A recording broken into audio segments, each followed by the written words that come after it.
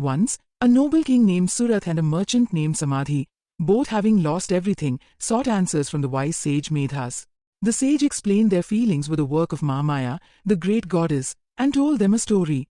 Long ago, while Lord Vishnu slept, two fearsome demons, Madhu and Katib, rose from the waters to attack Lord Brahma. Terrified, Brahma prayed to the goddess, who held Vishnu in a deep slumber called Yognidra. "O great Mahamaya," he pleaded, "please withdraw your power so Lord Vishnu may awaken and save me." Pleased by his prayers, the goddess drew her power out from Lord Vishnu's body, and he awoke. A mighty battle raged, but the demons were too strong. So Mahamaya clouded their minds with pride, and they offered Vishnu a boon. Vishnu cleverly asked for their demise. Trapped by their own words, the demons were defeated, and Brahma was saved, all by the grace of the great goddess. This was summary of Chapter 1 of Durga Saptashapti. The sage continued, "Ages passed, and a new evil arose. The buffalo demon, Mahishasur, grew powerful and waged war against the gods. He defeated them in a great battle and cast them out of the heavens, making himself the new king. The gods, homeless and defeated, sought the help of the great Trinity, Brahma, Vishnu, and Shiva. Hearing of the gods' plight, Vishnu and Shiva became filled with a terrible rage. From their faces, and from the bodies of all the other gods, a brilliant light emerged. From that incredible light, a woman was formed, the great goddess, Mahadevi. Her radiance lit up the three worlds. The gods, filled with joy, came forward to arm her for the coming battle. After Shiva gave his trident to Devi, Vishnu gave her his discus, Vayu the god of wine gave her a bow and arrows, and the Himalayas gifted her a magnificent lion to ride.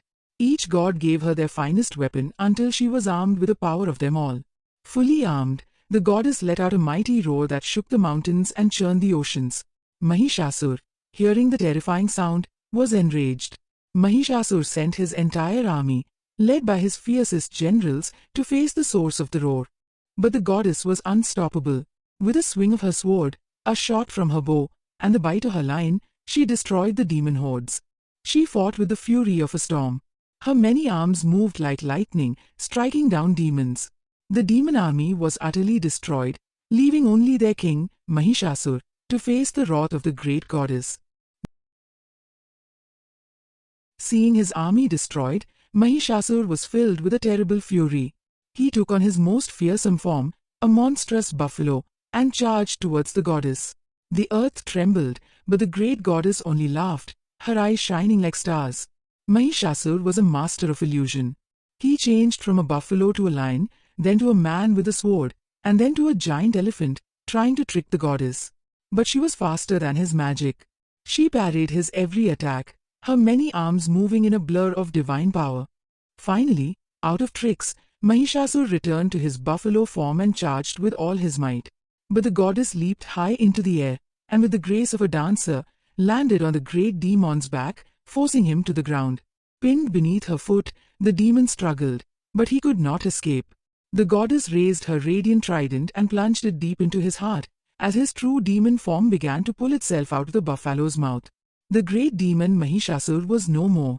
The evil that had plagued the heavens was finally vanquished. The gods rained flowers from the sky and sang praises to their savior, the great goddess. The sage Medhas concluded his story.